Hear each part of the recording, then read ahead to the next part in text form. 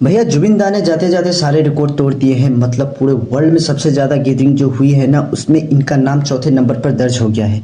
मतलब queen Elizabeth, Michael Jackson जैसे बड़े लोगों के बाद इनका नाम चौथे नंबर पर लिखा जा चुका है लिम्का बुक ऑफ रिकॉर्ड में।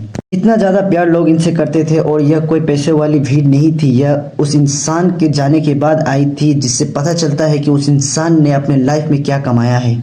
की बॉडी जैसे ही गुवाहाटी एयरपोर्ट पर उतरी ना भाई, लोग आना स्टार्ट हो गए थे। लोग तो छोड़े, वहां पर जो काम करने वाले वर्कर, पुलिस, सभी की आंख में आंसू थे। 25 किलोमीटर का रूट जाम था इनके फैंस, इनके चाहने वाले से, क्योंकि असम के लोग इनके सॉन्ग सुन सुनकर बड़े हुए हैं।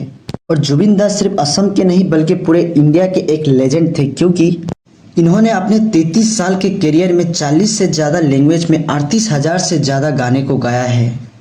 इसमें एक ही साल में इन्होंने 800 गाने को गाकर रिकॉर्ड बनाया। रिसेंटली गूगल ने इनको humming king of the world का रिकॉर्ड दिया था।